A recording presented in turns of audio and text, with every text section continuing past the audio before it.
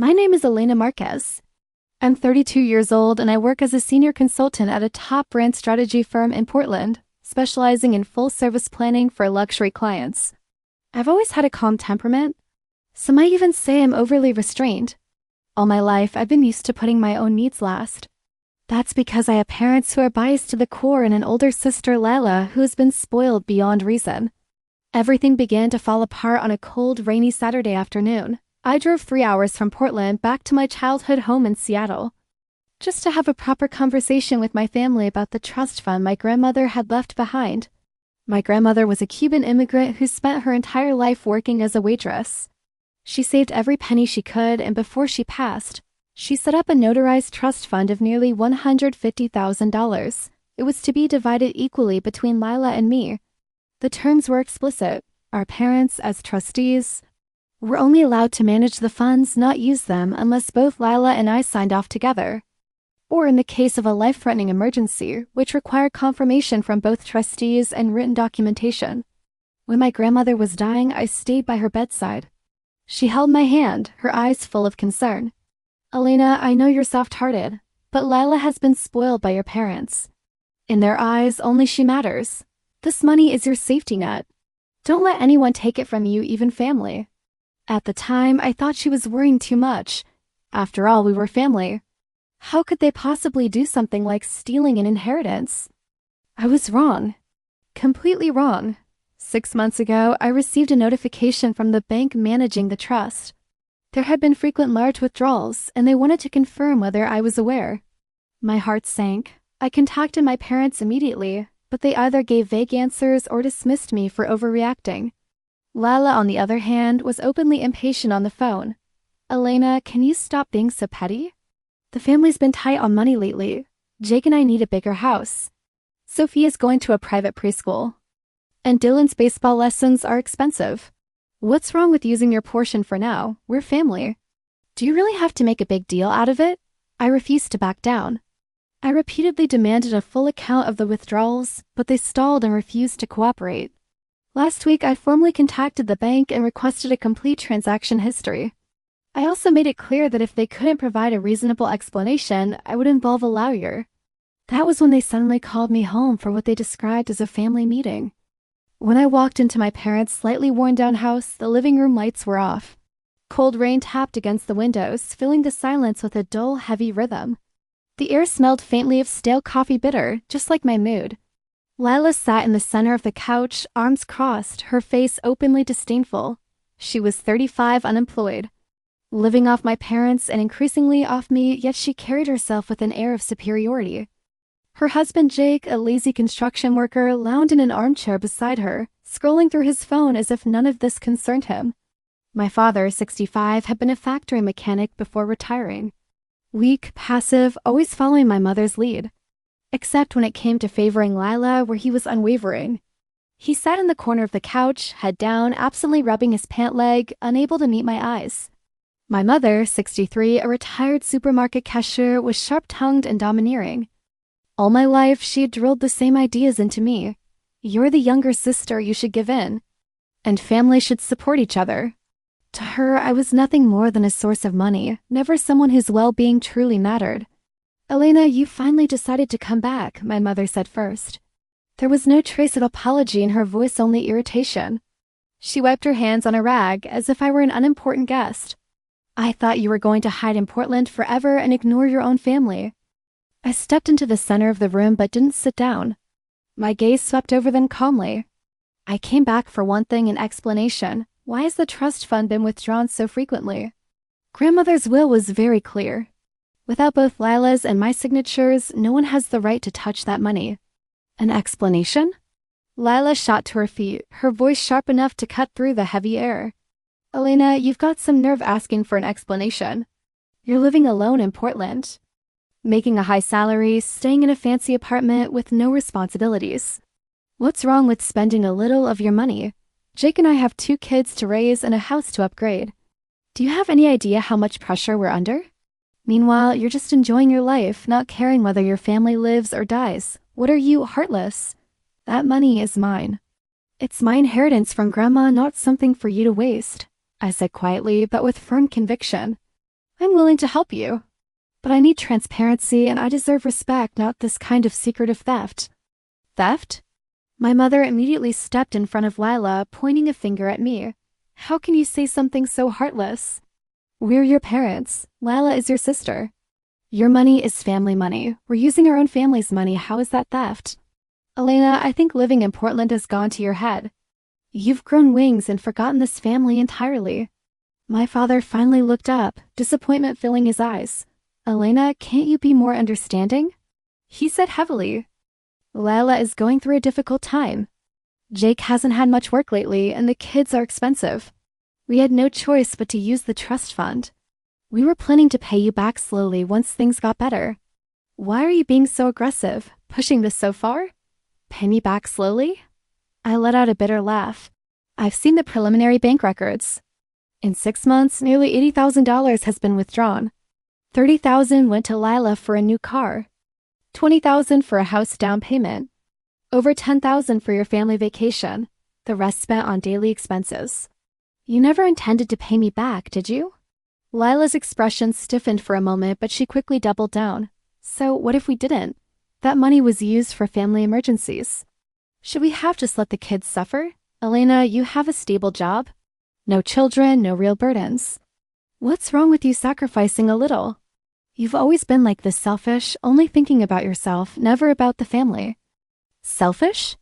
The years of buried resentment and anger finally surged to the surface. All my life, everything went to Lila, first good food, fun things, everything. I worked hard, studied hard. Built a life for myself in Portland, and all you do is keep taking from me. I send you $2,000 every month. I paid off Lila's credit card debt for 2 years. Was that not enough? And now you've secretly taken my inheritance and still have the nerve to call me selfish. Enough, my mother snapped. Stop playing the victim. We raised you, paid for your education. Isn't it only right that you contribute to the family? Lila is your sister, it's your duty to help her. You've become cold, ungrateful, and completely heartless. Jake finally put down his phone and looked at me, his tone full of contempt. Elena, that's not how it works. Family is family, no need to split hairs. Your money is Lila's money. What's the big deal if we use some of it?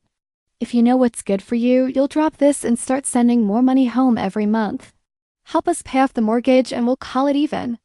Otherwise...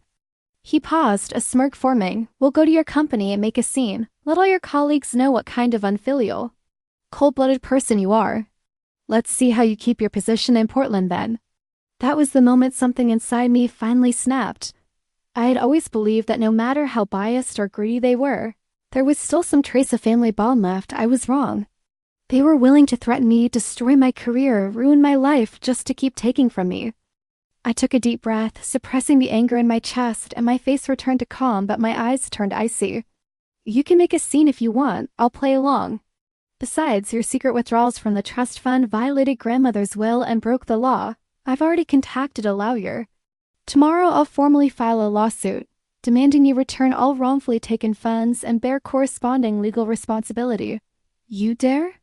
Lila shrieked, her face turning pale. Elena, if you do this, I'll kill myself in front of you. I'll tell everyone you abused your parents, stole your sister's property, and ruin your reputation. Go ahead and try, I said, my voice utterly unruffled. I have bank transaction records, recordings of you admitting to stealing the inheritance. And grandmother's notarized will, all are ironclad proof. No matter how much you make a scene or spread lies, you can't change the facts. When the time comes, the only one whose reputation will be destroyed is you. Mother looked at me, a flicker of panic crossing her eyes, yet she forced herself to remain composed. Elena, don't be so ungrateful. We're your parents. If you actually sue us, people will only call you unfilial and laugh at you. I suggest you drop this idea right now, apologize to us properly, and let this go. Otherwise, we really won't let you off easy. Apologize? I shook my head, my heart turning cold. You're the ones who should apologize. You went against grandmother's wishes. You stole my inheritance. You held me hostage with family affection. You threatened me. I've done nothing wrong. I owe no one an apology. Father spoke up then, his tone mixed with pleading and impatience. Elena, consider this a father's begging you. Can we stop this? We're family. Why drag this to court and make a spectacle of ourselves for outsiders to mock? Just take pity on us, on Lila, on the 2 kids, and let this go. Okay? Take pity on you? I stared at him, my heart a jumble of emotions. When I was struggling in Portland, couldn't afford food, had no place to live, and asked you for help, why didn't you take pity on me then? When I was sick and hospitalized, all alone, and called you, and you said Lila had to take care of the kids and didn't have time to come, telling me to look after myself, why didn't you take pity on me then? Now you've stolen my inheritance and expect me to feel sorry for you. Is that fair? My words left Father speechless. He hung his head and could not utter another sound. Seeing this, Layla began throwing a tantrum again. I don't care. You have to drop this case and give me another $50,000. Or I'll show up at your job, camp outside your apartment building, and make your life a living hell. Watching their repulsive faces, the last shred of hope I'd held for family affection died completely. I knew there was no use reasoning with them. Compromising would only make them push further. I had to fight back. I had to make them pay for their greed and depravity. Don't waste your breath, I said firmly, looking at them. I won't back down. Tomorrow my lawyer will formally submit the lawsuit. You can wait for the court summons. Also starting today, I won't send you a single cent for living expenses, nor will I pay off any more of Lila's debts. Between us, it ends here. No more ties, no more relations. With that, I turned and left without a shred of hesitation. Behind me came Lila's screams, mother's curses, and father's heavy sighs, but I did not look back or slow my steps. Cold rain lashed my face, sharp and freezing, yet it was nothing compared to the chill in my heart. I drove back to my apartment in Portland late at night. It was quiet inside, a stark contrast to the chaos back home. I sat on the sofa, pulled out my phone, and pulled up all the evidence I prepared long ago: bank transaction statements, call recordings with my parents and Lila, grandmother's notarized will, and the asset notarization documents I'd arranged in advance. In truth, I'd started preparing 3 months ago as soon as I noticed irregularities in the trust fund. I knew my parents and Lila's greed would never stop there. They would do anything to force me to compromise, even threaten me with dirty tricks. So I contacted a lawyer early on, obtained all transaction records, recorded our conversations, set up asset protection, and even gathered evidence that Layla and Jake had stolen my personal information to open credit cards and run up malicious charges. I'd stumbled upon that last year and out of family loyalty had let it slide. But now I saw my kindness had only enabled them. I dialed my lawyer's number and spoke calmly. Attorney Davis, please formally submit the lawsuit tomorrow against my parents and sister, demanding they return the wrongfully withdrawn trust funds and accept legal liability. Additionally, I want to sue my sister and her husband for identity theft and malicious credit card fraud. Attorney Davis was a prominent family lawyer in Portland, meticulous and highly experienced. He spoke in a low, steady voice. Elena, I understand. All documents are ready. I'll file them first thing tomorrow. Rest assured, I'll fight for your maximum rights and make them answer for their actions. After hanging up, I walked to the balcony and looked out at Portland's night skyline. The city blazed with lights, yet none shone for me, but I did not feel lonely. All these years, I'd built my life on my own hard work, and I'd long grown used to facing every hardship and grievance alone. Before, I'd always tried to hold the family together, to please them, to believe that if I tried hard enough and gave enough, I would finally earn their approval and love. But now I realize some family bonds were fake from the start, and some relatives never deserved my sincerity. For the next few days, I went to work as usual, acting as if nothing had happened. Only now, I no longer softened at every call from my parents and Lila, nor wavered at their pleas. They called and texted countless times, begging, insulting, threatening, but I ignored it all, even blocking all their contact information. My work went smoothly. I was leading a full campaign for a high-end jewelry brand, and the client was thrilled with my proposal. My boss even praised me publicly, promising a promotion and raise. The satisfaction from work temporarily dulled the pain from my toxic family and strengthened my resolve to break free from their control, live well, and live for myself. But I never imagined they would actually follow through on their threat and show up at my office to cause a scene. It was a Wednesday morning. I was in a conference room meeting with a client, going over proposal details, when the door burst open. My mother, Lila, and Jake stormed in, followed by several curious onlooking employees. Mother started wailing the second she stepped inside, Slamming her hands on the conference table, her voice shrill. "Everyone come look. This ungrateful wretch, Elena Marquez, abuses her parents, steals her sister's property, and leaves us to suffer. Someone please judge us." Layla joined in, pointing at me and weeping to the gathered staff. "Look at this, everyone, this is my dear sister. She's living high on the hog with a big salary in Portland. But she won't lift a finger for her family. We only used a little of her money and she's suing us, trying to drive us to ruin. She's heartless." Jake stood to the side, arms crossed, arrogant. "Elena, I'm warning you one last time. Drop the lawsuit and give us $100,000, or we'll stay here and make a scene until you can't work. We'll tell all your clients who you really are and see if this company still dares to keep you." Chaos erupted in the conference room. The client's face darkened. The onlooking employees murmured among themselves, eyes filled with curiosity and doubt. My boss, Patricia, a sharp, capable woman, frowned at the scene but said nothing, only gesturing for me to handle it. I took a deep breath and stood up, completely unflustered. I looked at them calmly, my voice clear and firm, loud enough for everyone present to hear. "Are you finished? If you are, leave now. This is my workplace, not a place for your tantrums. We're not leaving." Mother cried. "Not until you drop the lawsuit and pay us. We'll expose you to everyone and ruin your reputation." My true self? I let out a cold laugh, pulled out my phone, and pressed play on the recording. "Fine, then I'll let everyone hear what my true self is like and how you stole my inheritance and threatened me." On my phone, the recording from that day back in our hometown immediately began to play. Lila's voice admitting to stealing from the trust fund, Jake threatening to cause a scene at my workplace, and my mother hurling insults at me echoed clearly and shrilly. The conference room instantly fell silent. The murmuring from the onlookers vanished and the client's expression softened, his eyes filled with surprise and sympathy. My mother, Lila, and Jake turned pale instantly, panic filling their eyes. Lila rushed forward, trying to snatch the phone from my hand. "Stop spouting nonsense here, you fabricated all of this."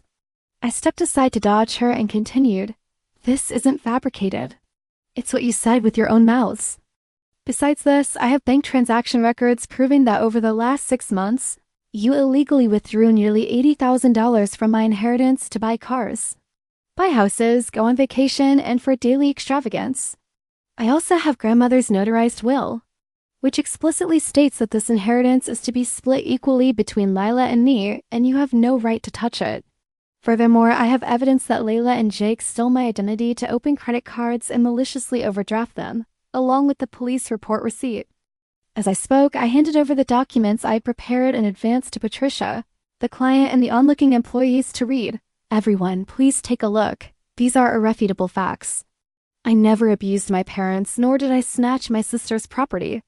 On the contrary, I have always tried my best to help them, but they only pushed their luck, secretly taking my inheritance and using despicable means to threaten me, trying to ruin my career." I looked at Lila, my tone icy. "Layla, you say I don't care if you live or die. But have you ever thought about who cared if I lived or died when I was struggling in Portland? When you were using my money to buy cars and houses, living the good life, did you ever think that this money was left to me by grandmother as a safety net for my future? When you stole my identity and maliciously overdrafted credit cards, did you ever think that this would affect my credit and ruin my life?" I then looked at my mother and father. Father hadn't come. He probably didn't dare to face all of this. "Mom, you always say I'm cold-blooded, that I'm unfilial. But have you ever thought that true filial piety isn't bottomless compromise? Isn't unprincipled giving, and certainly isn't indulging your greed and baseness? You treated me like an ATM, took my kindness for granted, and viewed my contributions as your entitlement, yet you never truly cared about me. You never once asked if I was tired or if I was doing well. And you, Jake?" I turned to Jake, my tone full of disdain. "You loaf around, good for nothing. Instead of working hard to earn money to support your family, you live off the handouts from me and my parents. You even helped Lila steal my identity to threaten me. Do you think what you're doing is glorious? Do you think acting like this sets a good example for your children?" My words, one by one, were like sharp knives stabbing at their vital points.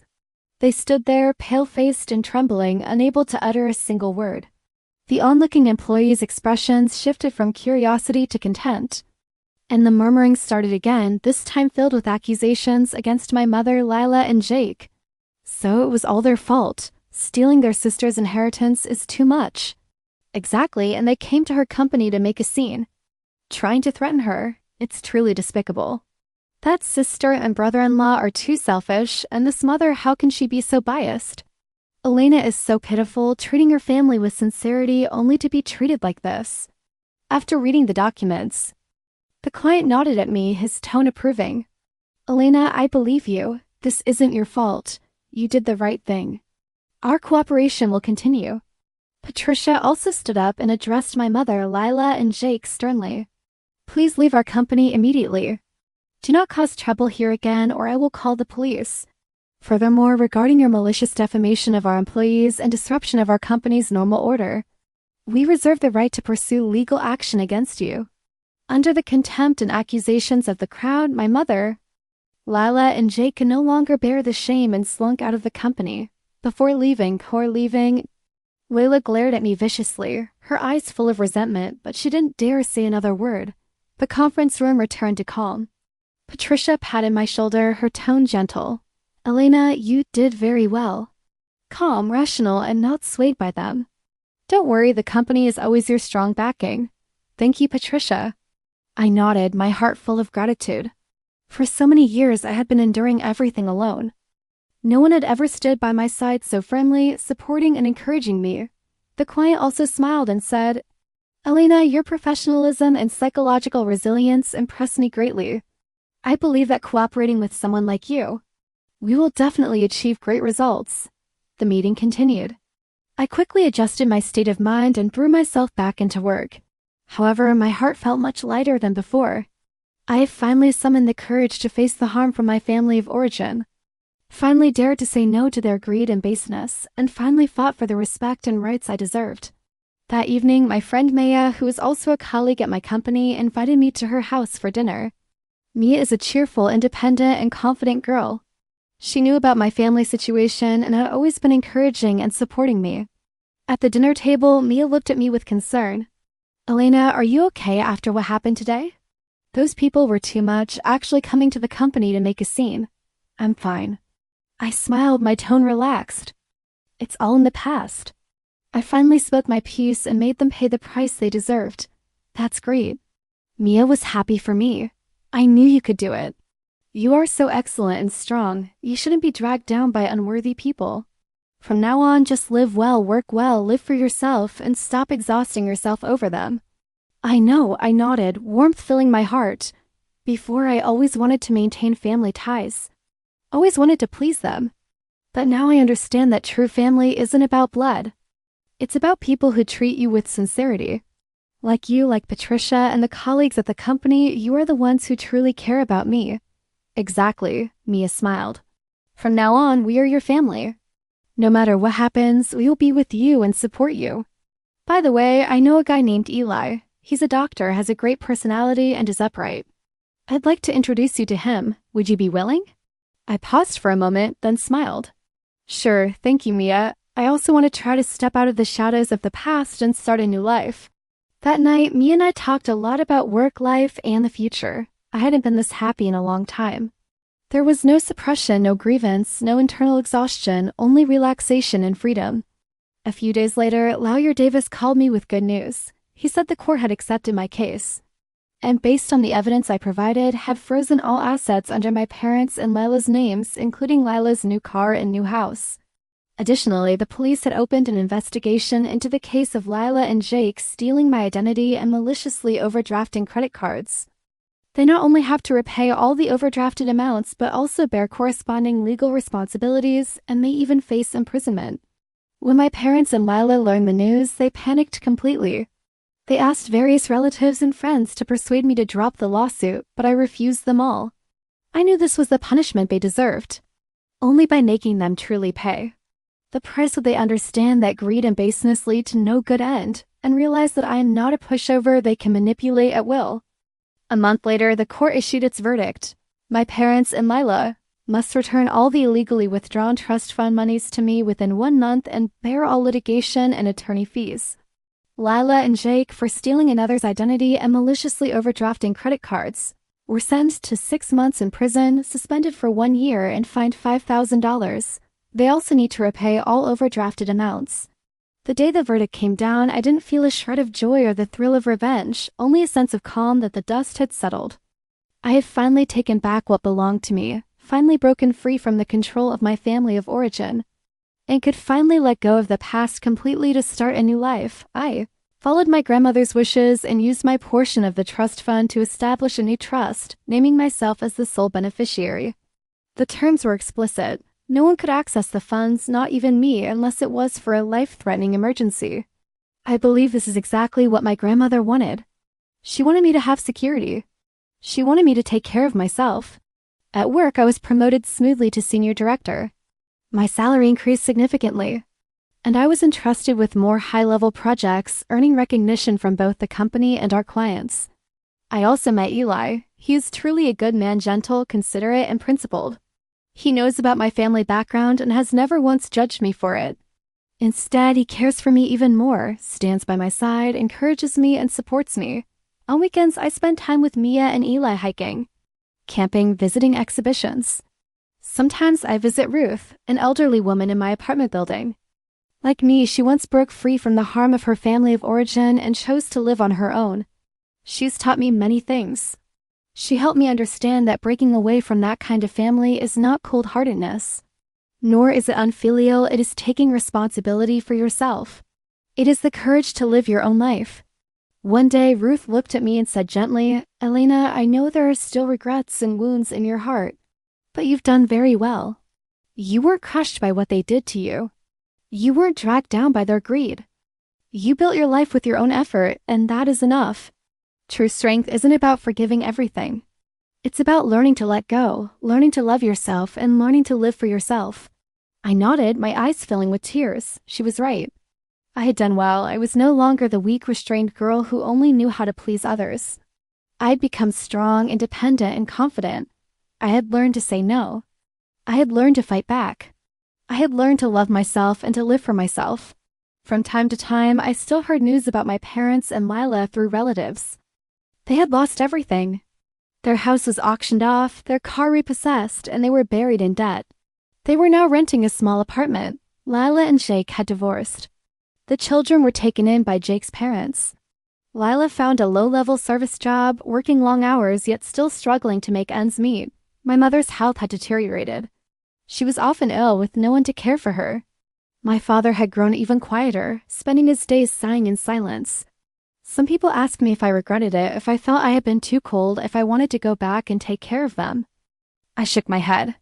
There was not a trace of regret in me. I knew that where they had ended up was the result of their own choices. Their greed and cruelty had led them here. I had given them chances. They chose not to value them. They chose a path with no return. I am not cold-hearted, nor am I unfilial. I simply refuse to keep giving to people who do not deserve it. I refuse to remain bound by the chains of my family of origin. I refuse to sacrifice my life for a false sense of family. I just want to live well, work well, love myself, and cherish the people who truly care about me.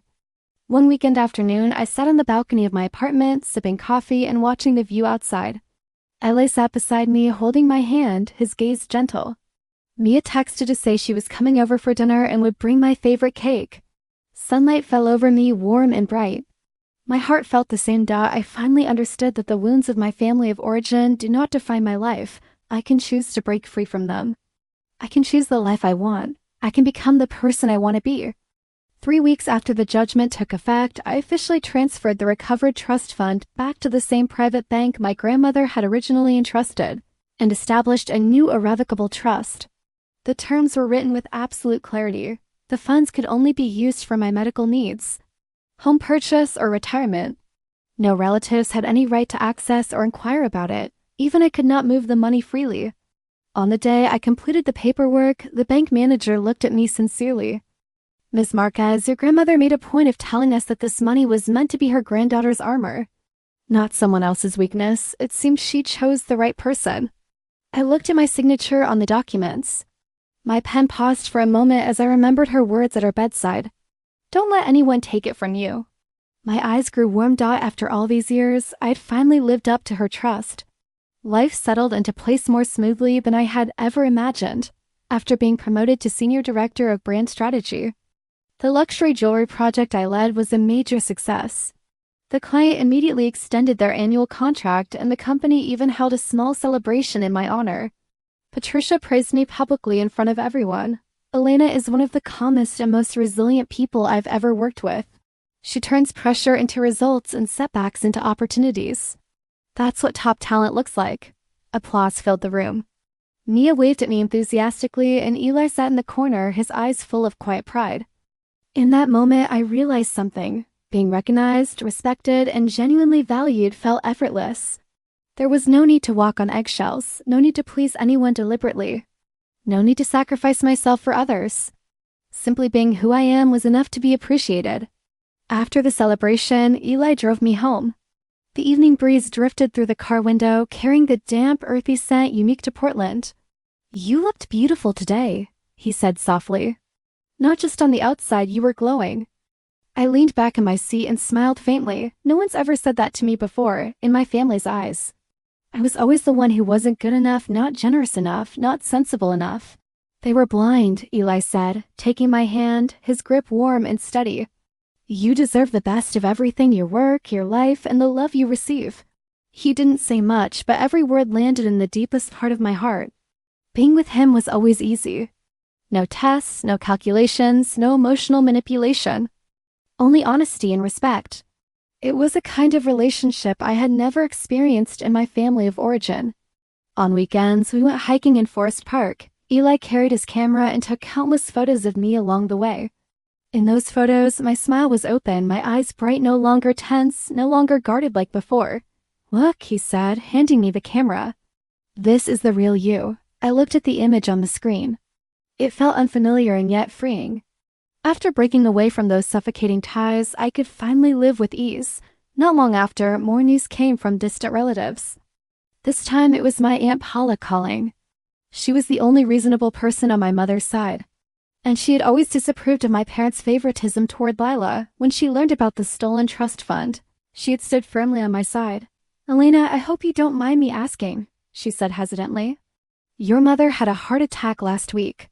She's still under observation. They have no options left, so they asked me to see if you could." I held the phone, my fingertips cold, but my voice steady. "Aunt Paula, I'm sorry she's ill. But I won't go, and I won't provide any financial support." "But she's still your mother. When she stole my inheritance, she didn't think of me as her daughter.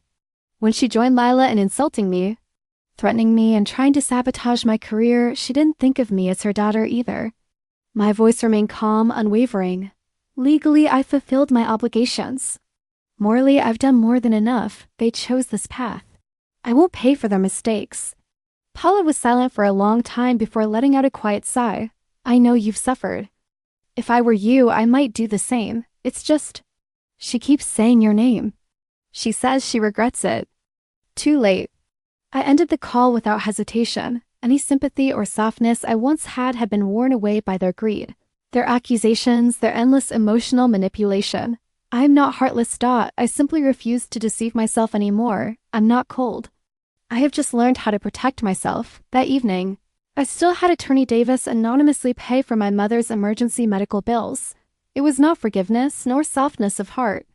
It was simply drawing a final clear line. From then on, we were even. No debts owed, no more ties. When Ruth heard what had happened, she brought me a cup of hot tea, sat across from me, and said slowly, "Honey, what you did wasn't cold-hearted. It was dignified. You gave her the last bit of dignity in her life, and you gave yourself peace of mind. Don't blame yourself. You've done more than enough." Her words acted like a sedative, letting me finally let go of the last trace of unexplainable guilt. Life moved on. I poured all my energy into my work and my own life. My relationship with Eli was steady and warm. He introduced me to his family, a gentle, open-minded elderly couple, sincere and polite in every way, with none of the oppression or calculation of my biological family. When they learned what I'd been through, they didn't utter a single word of blame. Instead, they felt sorry that I carried so much alone all those years. Taking my hand, they said, "This is your home now, whenever you want to come." In that moment, I almost cried. So this was what real family felt like. Mia and her girlfriend Maya also invited me out often. We went to art exhibitions, wandered markets, and attended outdoor music festivals. Gradually, I built my own social circle, a group of like-minded, mutually respectful friends. I started working out, taking pottery classes, and planning short trips. All the time I'd once spent accommodating my family, I now spent on myself. For the first time, I realized life could be so rich, so light, so full of hope. 6 months later, Attorney Davis contacted me again with the final update. My parents could not afford to pay the court-ordered sum. Their only old house was auctioned off, barely covering part of the debt. Lila and Jake officially divorced. Their 2 children were raised by Jake's parents. Lila, with ruined credit and a criminal record, could only work odd jobs to get by, living in constant distress and resentment. Jake, with multiple unpaid debts, was blacklisted, his basic travel restricted. They paid a terrible price for their greed. The lawyer asked if I wanted to continue pursuing the remaining balance. I shook my head. No, this is enough. I had never wanted to drive them to ruin. I only wanted what was mine. To protect my life and to make them understand. Exploitation and emotional blackmail would never buy obedience, let alone family love. That Thanksgiving, I did not go back to Seattle, nor did I contact any blood relatives. I cooked a simple dinner at my apartment and invited Mia, Maya, Eli, and Ruth downstairs. We sat together, chatting, laughing, sharing stories, no comparisons, no schemes, no moral pressure, only warmth and simple joy. At the table, Mia raised her glass. To our chosen family. To freedom, to a life no longer held hostage by anyone. Everyone clinked glasses. At the crisp sound, my eyes suddenly stung. This was the life I had always wanted. No endless demands, no malice hidden under blood ties, no chains of, you should, you must, you're ungrateful. I stood on my own 2 feet through my own hard work, built my life by my own choices, and made friends with my own sincerity. On New Year's Eve, fireworks burst along Portland's riverfront, lighting up the entire night sky. Ellie wrapped his arms around me from behind and whispered in my ear, "In the new year, may you always be free. Always loved and never have to compromise yourself for anyone again." I leaned against his chest. Watching the brilliant fireworks, my heart clear and calm. My phone vibrated softly in my pocket. A text from an unknown number, only 1 sentence. I was wrong. I'm sorry, no signature, but I knew immediately who it was. Father, I stared at the screen for a few seconds. No reply, no anger, no relief. I simply deleted the message, blocked the number, and put my phone back in my pocket. An apology 3 years too late meant nothing. A broken family bond could not be mended. They had finally admitted their mistakes. But they could never get back the sincerity I once had, nor the lives they had destroyed with their own hands. As for me, I had long walked out of that darkness and into my own light. The fireworks faded and the city still glowed brightly. I smiled softly and said to Eli, "Let's go home." "Okay." He held my hand and we walked step by step toward our future. The new year brought an unusually early spring to Portland. Cherry blossoms lined the streets, and when the wind blew, pink petals drifted down, covering the ground in a soft path. Eli and I moved into an apartment with a river view. It wasn't large, but we made it warm and cozy. Bookshelves in the living room filled with my favorite novels and pottery pieces, succulents and herbs from Ruth on the balcony, and fresh flowers on the dining table every morning bought by Eli before work. My work remained busy but fulfilling. I took on the Asia-Pacific promotion campaign for an international luxury brand, requiring occasional business trips to Los Angeles and New York. Before every trip, Eli packed my suitcase, tucking in my favorite chocolate and motion sickness pills. As soon as I landed, his message arrived checking if I was safe and reminding me to eat on time. Patricia trusted me more than ever. She not only raised my salary, but also put me in charge of the company's core clients. "Elena," she said, "you have a resilience about you. No matter what difficulties come, you stay calm and solve them. That's a quality few people have." I knew this recognition was not earned by pleasing others, but by staying up late revising plans, conducting field research, and standing firm under pressure, time and time again. One weekend in March, I was working on pottery on the balcony when my phone rang. It was Paula. I hesitated for a moment, then answered not out of kindness, but simply to see what more could go wrong for them. "Elena," Paula's voice was tired and helpless. "Your mom's out of the hospital, but her health is poor. She needs long-term medication. Your dad, he fell a while ago and broke his leg. He can only walk with a cane now. He can't work, can't even take care of your mom." My hands stilled around the clay, my fingers dusted with damp soil, but I felt nothing. Aunt Paula, I understand. But I mean what I said. I won't provide financial help and I won't come over. I know, Paula said quickly.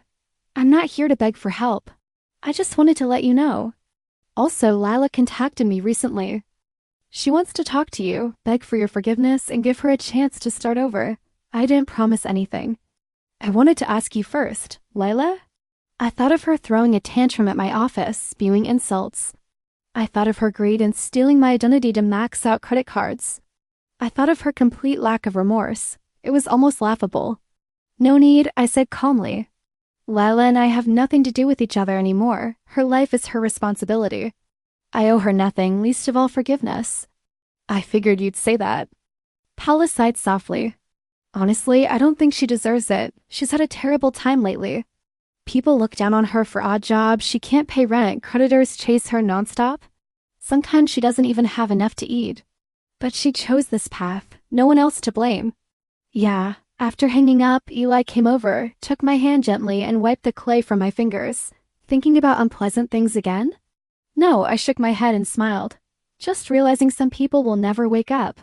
Eli pulled me into his arms and whispered, whether they wake up or not is their problem. All we need to do is live our lives well. Oh, my parents invited us to their lake cabin next weekend. Would you like to go? Of course I would, I smiled. Eli's parents lived in a lakeside cabin on the outskirts of Portland. Quiet and surrounded by forests, the water clear and still. For 2 days we fished, barbecued, and rode boats. Ella's mother baked my favorite apple pie and his father told stories of his travels when he was young. No barriers, no schemes, only the warmth and acceptance of a real family. In the evening, we sat on a bench by the lake, watching the sun sink below the water, painting the sky red. Eli held my hand and said softly, Elena, I know there's still a scar in your heart. It doesn't hurt anymore, but it comes back sometimes. But you have to know the past is gone. From now on, you have me, our family, our friends. You'll never be alone again. I leaned against his shoulder, my eyes warming slightly. For so many years, I had believed that family ties could only be sustained by blood. It wasn't until I met Eli and his family, and encountered Mia, Maya, and Ruth that I understood true family is never about the shackles of bloodline. It is about willing sacrifice, companionship built on mutual respect, and cherishing one another without reservation. After returning from the lake house, I received an unexpected call from the owner of the restaurant where my grandmother had worked. Miss Marquez, this is Maria. Your grandmother worked here as a waitress. We were good friends. On the other end of the line was an elderly woman with a gentle voice. I recently organized some old items at the restaurant and found a box your grandmother left behind. It has your name on it. I think it must be for you. My heart tightened and I immediately agreed to go pick it up the next day. The next day, I drove to that small restaurant in the suburbs of Seattle. The place where my grandmother had struggled her whole life and where she had scrimped and saved to accumulate her first sum of money. The restaurant wasn't big, but it was cozy. Many old photos hung on the walls. Among them was one of my young grandmother wearing an apron, standing behind the counter with a bright smile. Maria handed me an old wooden box. My name was carved into the lid. The edges were slightly worn, yet it had been preserved very well. Before your grandmother passed away, she specifically gave this box to me. She said to give it to you only when you have truly broken free from those troubles and are living the life you want. Maria smiled. She always said you were a good child, soft-hearted yet resilient, and that sooner or later you would live to become your own person. It seems she wasn't wrong. Holding the box, my fingertips trembled slightly as I thanked her repeatedly. Back in my Portland apartment, Eli and I carefully opened the box together. Inside, there was no money, no jewelry, only a stack of yellowed letter paper and a small silver pendant. The pendant was shaped like a tiny daisy, my grandmother's favorite flower. On the paper was my grandmother's elegant handwriting. Every stroke was filled with love and hope for me. My little Elena, by the time you read this letter, I know you will have grown up. You will have learned to protect yourself. And you will be living the life you want. I know that since you were little, you have been soft-hearted. Always thinking of pleasing others, always trying to maintain ties that weren't worth keeping. But my heart aches for you. It aches that you swallow all your grievances, that you take all your sacrifices for granted. I left that trust fund not for you to subsidize greedy people, but to give you confidence and courage. So that when you are hurt, you can bravely say no.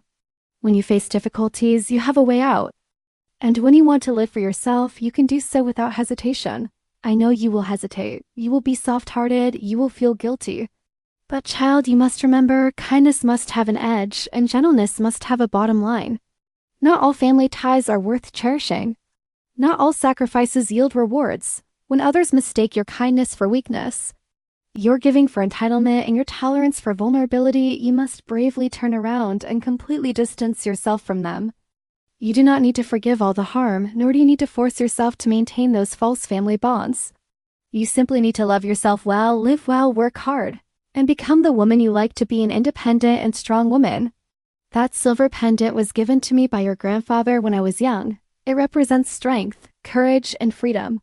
Now I give it to you, hoping it will accompany you, protect you, and ensure you always have confidence and are never hurt. My little Elena, don't be afraid. Don't fear turning away, don't fear loneliness, don't fear living for yourself. You deserve all that is beautiful, you deserve to be treated with sincerity, and you deserve a warm, happy future. Grandma, who loves you forever. By the time I finished reading the letter, I was already in tears. It turns out grandmother had foreseen everything. She had paved the way for me long ago, teaching me to bravely say no to malice, to protect myself well, and to live for myself. Ella gently held me, wiping away my tears, and whispered, Grandma has always been protecting you. She must be very proud of who you are now. I nodded, picked up the silver pendant, and put it around my neck. The small pendant rested against my chest, slightly cool, yet it gave me infinite strength. As days passed, I grew to love my current life more and more. Eli, and I began planning to get married next year. There would be no grand wedding, only our closest people invited: Mia, Maya, Ruth, and Eli's parents. We wanted to hold a simple, warm ceremony at the small restaurant where my grandmother used to work, to tell her that I had finally become the woman she hoped for, and that I had finally found my own happiness. At work, I led my team to complete a cross-border marketing campaign and won the company's annual Best Team Award. Patricia even proposed that I take over the company's Asia-Pacific operations next year and be promoted to vice president. I didn't agree immediately. I told her I needed time to consider, not because I didn't want it, but because I had learned to slow down. I no longer strove desperately just to gain others' approval. Instead, I cared more about my own feelings and wanted to balance work and life better. One afternoon in July, I was organizing files in my office when the front desk suddenly called. They said someone was looking for me, insisting on seeing me, claiming to be my family. I frowned, roughly guessing who it might be. Sure enough, the person who walked into the office was Lila. She was wearing old, faded clothes, her hair was messy. Her eyes looked exhausted, and her face was lined with the marks of hardship. She looked nothing like the arrogant, pampered woman in my memory. Elena, her voice was hoarse, carrying a hint of humility. I know I have no right to come find you, but I am truly at a dead end. Please, I beg you, help me just once. She walked up to me, almost kneeling. I instinctively took a step back, my tone calm. I won't help you. I know you hate me, Lila cried. I know I did many terrible things to you before. I stole your inheritance, stole your identity, insulted you, threatened you. I was wrong. I was truly wrong. Now I have no job, no place to live. I can't even afford to eat. Please give me a little money. Give me a chance to turn my life around. I will never disturb you again. Looking at her wretched state, I felt not a shred of sympathy. Your situation today is entirely of your own making. My tone was calm, without anger or pity. I gave you a chance back then. You just didn't cherish it. I warned you that greed comes with a price. You just didn't listen. I have no obligation to help you, nor do I have an obligation to forgive you. Leave and don't come looking for me again. Elena, you can't be so heartless. Lila shrieked, her voice filled with despair. We are sisters. How can you stand by and watch me die? Have you forgotten when we were little, playing together, sleeping together? Have you forgotten? Childhood is long past. I looked at her, my eyes cold. From the moment you stole my inheritance, insulted me and threatened me, we were no longer sisters. Leave or I will call security. Lila looked at me, her eyes full of resentment and despair. She opened her mouth as if to say something, but in the end she said nothing and turned to leave the office in embarrassment. Watching her lonely retreating figure, when in the end she said nothing and turned to leave the office in embarrassment, I didn't waver in the slightest. I am not heartless. I have simply stopped being held hostage by family ties. I am not cold-blooded. I have simply learned to refuse unworthy sacrifices. In the evening, Eli came to pick me up from work. Seeing the pendant around my neck, he smiled. "Why did you decide to wear this today?" "Grandma gave it to me." I touched the pendant and smiled. "She has always been protecting me." "Mom," Eli held my hand. "From now on, I will always protect you too and protect our home." We walked out of the company together. The sun was setting, stretching our shadows long. The cherry blossoms by the roadside had withered, but they had grown tender green leaves, full of vitality and hope. I suddenly remembered how my parents and Lila used to say I was a cancer to the family, that I was cold-blooded, that I was selfish. But now I live more freely than anyone, happier than anyone, and with more confidence than anyone. I have a job I love, sincere friends, a gentle lover, a warm little home of my own, my grandmother's protection, and enough courage and confidence to face everything. And they, still trapped in their own greed and regret, would spend the rest of their lives in hardship and resentment. This was not the result of any revenge on my part. It was the path they chose for themselves, the inevitable outcome of their greed and pettiness. In late autumn, Eli and I visited my grandmother's grave. I placed a bouquet of daisies in front of the headstone and gently touched her photograph, smiling as I spoke. "Grandma, I came to see you. I'm doing well now. My work is going smoothly. I have many people in my life who truly care about me. And there's Ili, he treats me very well. I didn't let you down. I protected what was mine. I held on to my dignity. I've become someone I'm proud of." Eli stood beside me, gently holding my hand. He bowed slightly toward the headstone. "Grandma, please don't worry. I'll take good care of Elena. I won't let her suffer again. I'll make sure she's always happy." A breeze passed through and the daisies swayed softly as if in response. As we left the cemetery, the sunlight filtered through the trees, casting dappled shadows on the ground. I looked up at Eli. He looked back at me, his eyes full of warmth and love.